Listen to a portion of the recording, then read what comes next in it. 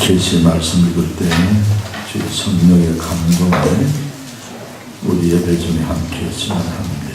5절부터입니다.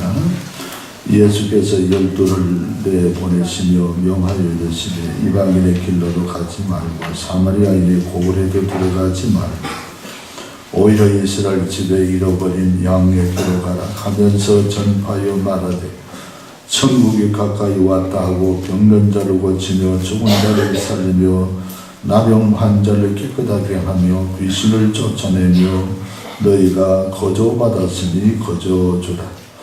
너희 전대에 금이나 은이나 동을 가지지 말고 영을 위하여 배낭이나 두벌 옷이나 신이나 지팡이를 가지지 말라. 이는 일꾼이 자기의 먹을 것 받는 것이 마땅함이라. 어떤 성이나 마을에 들어가든지 그 중에 합당한 자를 찾아내어 너희가 떠나기까지 거기에 머물라. 또 그 집에 들어가면서 평안하기를 빌라. 그 집이 이에 합당하면 너희 빈 평안이 거기 말 것이요 만일 합당하지 아니하면 그 평안이 너희에게로 돌아올 것이니라. 누구든지 너희를 영접하지 아니하고 너희 말을 듣지도 아니하거든 그 집이나 성에서 나가 너희 발에 먼지를 떨어버리라. 내가 진실로 너희에게 이르노니 심판날에 소돔과 고모라 땅이 그 성보다 견디기 쉬우리라. 아멘. 그때 나이 60 몇 세에 대해서 65, 6세가 되셔서 아주 그 노량진 시장의 깍쟁이 할머니라 유명했어요. 아주 구두 세고 정도 없고 아주 아끼기로 유명한 그 할머니 새우 장사를 하는데 물 한 방울도 헛되게 쓰지 않고 휴지 하나도 마음대로 그렇게 쓰지 않고 아주 아끼고 절약해서 모은 돈을 65, 6세가 되도록 모은 30억을 3천만 원도 아니고 3억을 30억을 모아서 사회에 희사했습니다. 기정에서 어려운 사람을 위해서 도와주십시오 하고 해서 그런데 여러분이 기억하신 분이 계신지 모르겠습니다. 매스컴에서 떠들고 사회가 아주 감동적인 그런 메시지를 받은 적이 있습니다.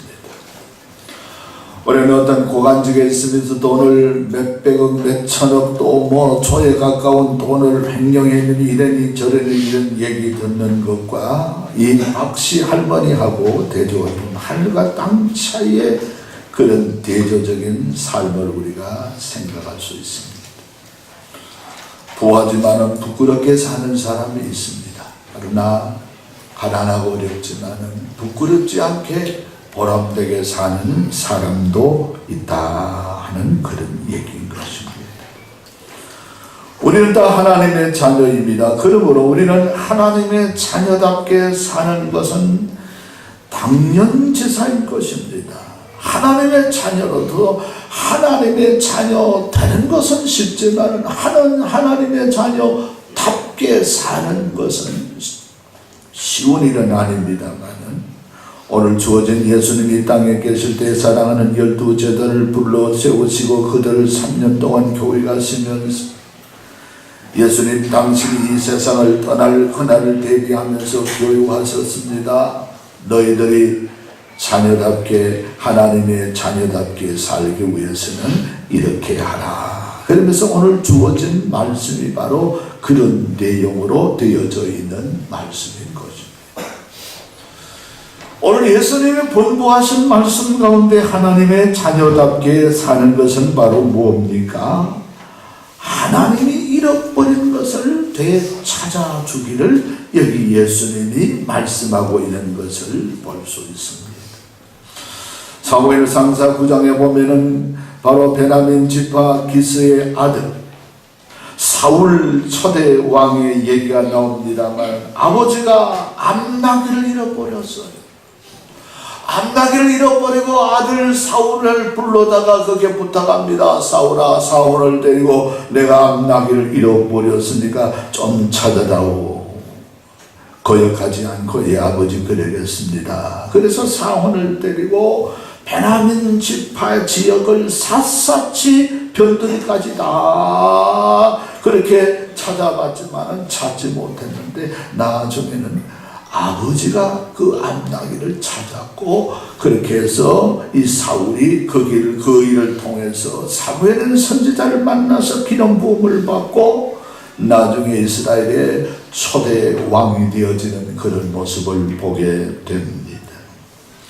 오늘 보면 10장 5절에 말합니다. 예수께서 이 열두를 내보내시면서 이르시되 이방인의 길로도 가지 말고 사마리아의 고래도 들어가지 말고 오히려 이스라엘 집에 잃어버린 양에게로 가라 그랬습니다. 사마리아 꼴도 이방인의 길도 가지 말고 이스라엘의 집에 잃어버린 이스라엘 집은 누굽니까?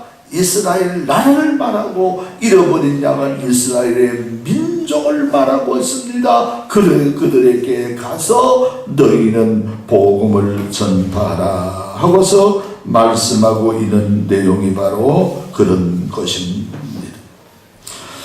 여러분, 우리는 이 세상 살아가면서 우리 여러 가지 그런 그 일들을 우리가 많이 참 우리 어렵게 힘들게 헤맬 때가 많이 있습니다. 이 세상에서 보면은 우리는 오늘 바로 말씀하고 있듯이 오늘 이 말씀 속에서 보면은 예수님께서 이스라엘만 생각하고 이스라엘 민족만 생각하는 배세주의, 배타주의, 세계는 다른 사람은 죽든지 살든지 모르는 그런 인상을 우리가 가질 수 있습니다만 이것은 크게 오해되고 잘못된 얘기인 것입니다. 왜? 예수님이 하신 말씀은 마태복음 28장 19절을 보면 그러므로 너희는 모든 족속을 제자 삼아서 아버지와 아들과 성령의 이름으로 세례를 주고 모든 민족을 제자 삼아서 아버지와 아들의 참 이름으로 죄를 주고 내가 너희에게 가르친 모든 것을 분부하여 가르치게 하라 하고 말씀하신 것을 볼 수가 있습니다. 또한 성경에서 말씀한 마태복음 8장 11절로 또 너희에게 이르노니 동서로부터 많은 사람이 이르러 아브라함과 이삭과 야곱과 함께 천국에 앉으리와 그 나라의 본 자손들은 바깥 어두운 데 쫓겨나가 울며 이를 갈게 되리라. 이스라엘은 복음을 배척하고 바깥에 쫓겨난 민족이 되고 이방인이 복음을 받으리라. 그러므로 예수님은 이스라엘만 생각한 것이 아니라는 거예요. 전 인류를 우리 예수님이 생각하시면서 이스라엘을 다만 훈련해서 복음이 이스라엘을 통해서 전파되게 하는 그런 일들을 위해서 강조하신 것에 지나지 않는다는 것을 알 수 있습니다.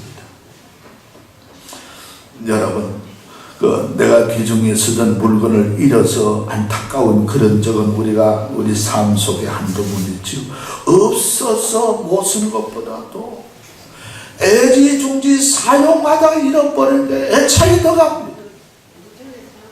더 그것을 찾고 싶고 거기에 우리가 신경을 쓰게 되는 것입니다.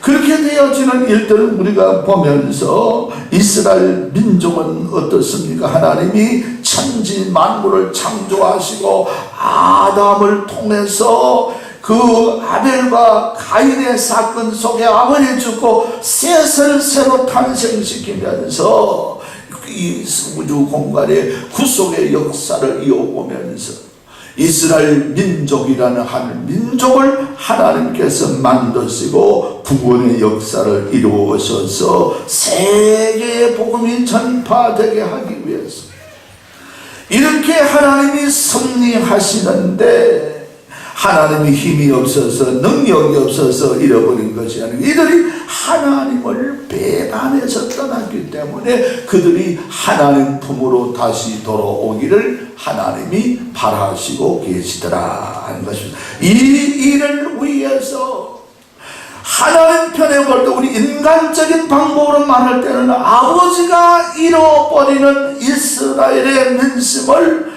하나님께 돌리도록 하라는 이런 말씀이 바로 오늘 예수님이 12 제자에게 분부하신 말씀인 것입니다.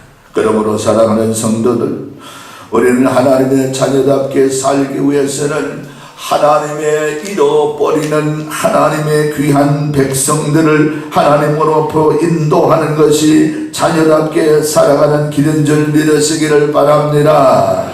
우리 주변에 믿다가 우리 교회든지 다른 교회든지 내가 옛날 예수 믿어서 나가지 않습니다. 그런 잃어버린 영혼을 우리가 불쌍히 여기고 찾아오면서 그들을 하나님 앞으로 인도해내는 삶이 되어야 되겠습니다.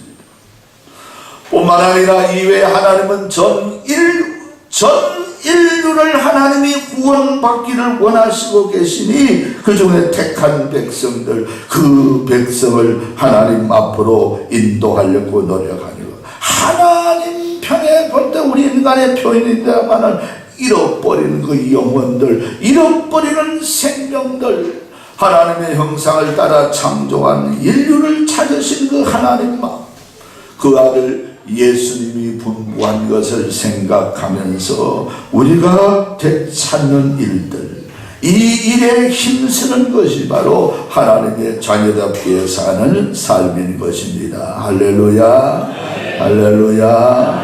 이 일을 우리 감당하는 우리 모두가 될 수 있기를 바랍니다. 오늘 두 번째 오늘 본문 말씀 가운데는 뭡니까? 하나님의 사랑과 하나님의 은혜를 거저 주라고 말씀하고 있잖아요. 8절에 보면은 병든 자를 고치며 죽은 자를 살리며 나병 환자를 깨끗하게 하며 귀신을 쫓아내되 너희가 거저 받았으니 거저 주라 그랬습니다. 우리 한번 따라합시다. 거저 받았으니 거저 줍시다. 할렐루야. 세상에는 공짜가 없어요. 미국에 목회하고 있는 목사님의 그 글을 읽어보니 그랬어요. 그 이민은 그 교인이 어떤 법적으로 이렇게 뭐 수속을 받는 중에 어려워서 목사님이 미국에 변호사 하고 있는 친구 변호사인데 아주 절친한 사이인데 전화로 좀 물었다. 이 일은 어떻게 하면 되고 이러면 이 사람은 이민 온 지 얼마 되는데 어떻게 하면 되느냐고 이런저런 절차를 물어보고 그래 고맙다고 그래 가르쳐 주어서 교인에게 얘기를 해 주었는데 며칠 후에 보니까 이 어떤 청구서가 하나 나왔는데 뭔고 하니까 상담했는 면담했는 그 비용 청구서가 나왔더라고요. 친구지간도 나왔더라고요. 변호사 사무실. 세상에는 공짜가 없다 하는 그런 생각을 우리 다시금 하게 되는 것입니다. 그러나 하나님은 우리에게 말씀하고 있습니다. 이 복음은 너희가 이 공짜로 주어라 말하고. 왜 그래서 우리가 공짜로 받았기 때문입니다. 우리가 공짜로 줄 수 있는 것은 뭐예요? 하나님의 진리와 하나님의 사랑을 하나님 앞에 우리가 공짜로 받았기 때문에 이것을 그냥 공짜로 나누어 주라 하는 그 얘기인 것입니다. 여러분, 만일 예수 그리스도를 내가 구주로 믿는 일에 여기에 내가 노력을 했고 내가 어떤 공부를 해서 얻었고 내가 어떤 힘을 써서 노동을 해서 얻었다고 한다면 응당히 이것은 값을 받고 내주어야 할 것입니다. 그렇지 않잖아요. 전체가 하나님이 우리에게 주신 것은 은혜고 공짜로 그냥 주신 것인데 그렇기 때문에 하나님은 오늘 말씀하시기를 너희는 그냥 값없이 복음을 사랑을 나누어라 말하고 있습니다. 할렐루야, 할렐루야. 그런데 디모데후서 9장 3장 1절 이하에 보면은 말세가 되어지게 되면은 복음의 사기꾼이 나타나리라는데 여기에 우리가 혈안내고 속아서는 되지 않는다 하는 얘기입니다. 어떤 사람이 하나님의 은혜가 너무 감사해서 하나님 앞에 계산해 보았답니다. 우리 수도세 내고 가스세 내고 우리 또 뭐 세금 내듯이 하나님 앞에 우리 공기를 공짜로 마시고 있는데 하나님 앞에 세금으로 계산하면은 이 세로 계산은 얼마나 될까? 30초에 인원으로 한번 쳐보니까 30초 호흡하는데 인원을 쳐보니까 1분 되면 2원이잖아요. 1분 되면 2원인데 1시간 되니까 120원이고 그 사람 계산한 거니까 하루는 2,880원이고 한 달에는 86,400원 한 개인에게 5시구라고 쳐보니까 한 달에 그 비용이 43만 2천 원 정도. 공기 호흡했는 이 값을 계산하면 그래야 되더라고요. 1년 같으면 얼마요? 1년 12달 2달 치고 계산하는 시도하면 이제 5시구보다는 430만. 10년 같으면 얼마입니까? 4,300. 20년 같으면 얼마가 5시구 같으면 약 한 1억이 되겠죠, 그죠? 30년, 40년 그래. 어디 우리 공기뿐입니까? 공기만 우리가 공짜로 받습니까? 하나님이 주신 이 땅을 하나님 만든 땅을 내 거라 해서 돈 받고 팔고 그 올려받고 야든 법석을 이랬는데 흐르는 물이며 자연이며 햇볕이며 이걸 돈으로 친다고 한다면 우리가 값을 칠 수 없을 만큼 많은 그 세금을 하나님 앞에 지불해야 될 것입니다. 그러나 모든 것이 공짜입니다.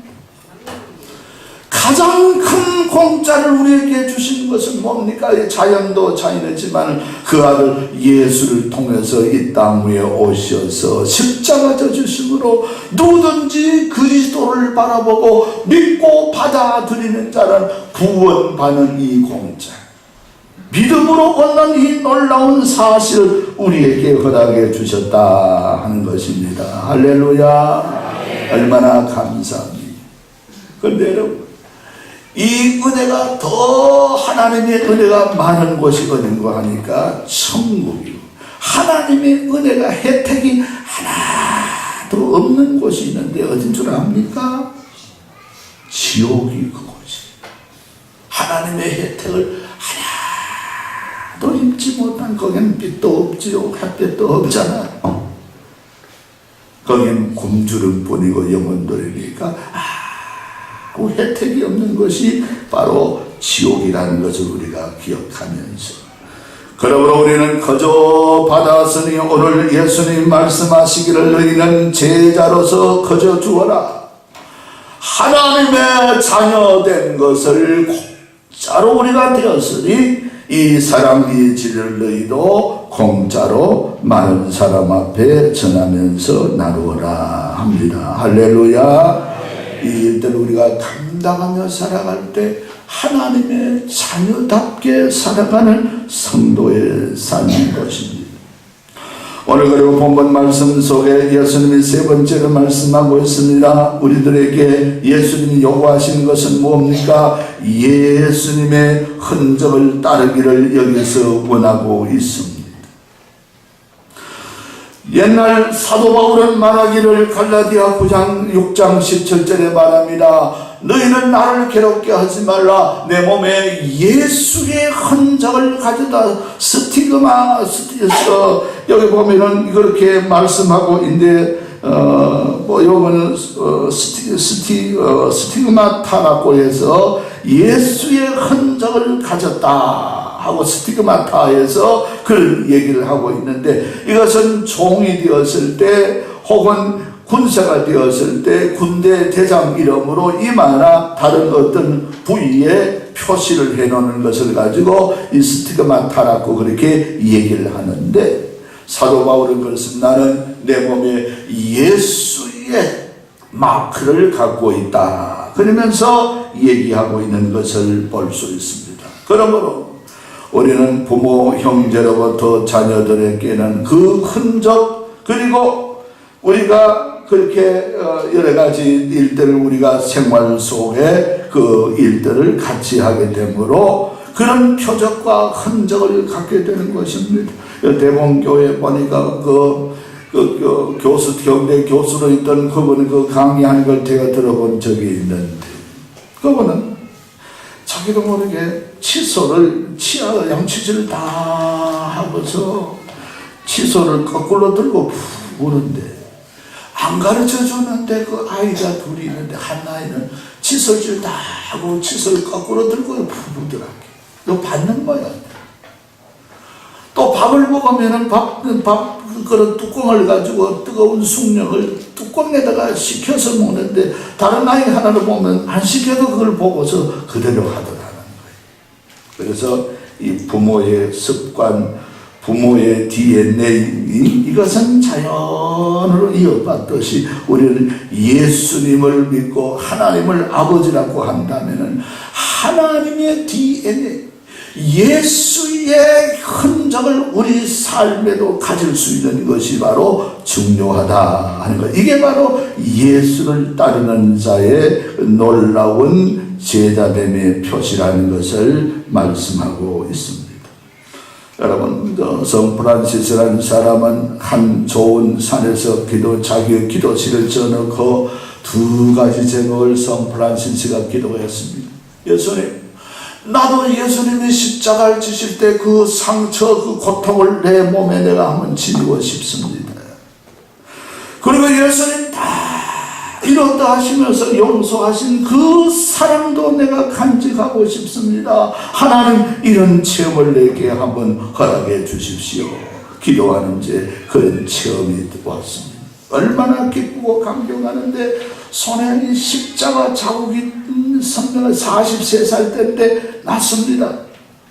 옆구리에는 이 예수님의 참 자국이 났습니다. 그런데 그 이후로 죽을 때까지 일평생 그 손에 못자국 때문에 고통을 당하고 옆에 옆구리 때문에 고통을 당하면서 성 프란시스가 지내서 그래서 성자라 하는 그런 이름을 붙이는 것을 우리가 알 수가 있습니다.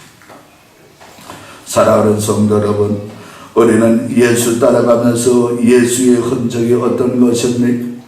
옛날 우리 마룻바닥 교회는 성도들이 와서 무릎을 꿇고 기도하는데 무릎이 낙타의 무릎이 된 모습으로 예수의 흔적을 얘기하는 그런 성도들이 흔히들 있었습니다. 우리는 하나님 앞에 예배하다가 예배하는 모습 속에 엉덩이에 이 바로 그 어떤 일들이 바로 우리가 마귀가 되더라도 하나님 앞에 우리는 예수를 따라가는 사람의 흔적을 우리가 가질 수 있는 것이 중요한데, 그렇게 해서 하나님의 자녀로 우리가 살아갈 수 있는 우리 귀한 하나님의 자녀로서 아버지 앞에 영광 돌리는 축복된 삶이 될 줄로 믿습니다. 여러분, 무엇이 되는 것이 중요한 것이요, 된 후에 그렇게 사는 것이 중요해. 목사 되는 게 중요한 것이 아니고 목사 된 후에 목사답게 사는 게 중요해. 장로 된다, 권사 된다, 되는 것도 중요하지만 그렇게 사는 것이 더 중요하다 하는 것입니다. 그래야 하나님 앞에 영광 돌리지, 되어놓고 못 살 때는 하나님의 영광 가리는 삶이 되고 마는 것입니다. 여러분, 오늘 예수님이 일러준 이 말씀 우리가 잘 기억하면서 아버지의 잃어버린 것을 내가 찾아드리는 그런 삶이 바로 중요하고, 거저 받았으니 거저 줄 수 있고 그리스도의 그 흔적이 있는 그 삶을 주님 앞에 설 때 나는 주님을 섬기다가 이런 기도의 흔적, 이런 충성의 흔적, 이런 흔적을 가졌습니다. 이럴 수 있는 우리 마음 자세, 신앙 자세가 우리 하나님 앞에 영광되고 자유롭게 살아가는 삶이라 하는 것입니다. 이런 은혜가 우리 삶에 충만하기를 바랍니다. 기도하겠습니다.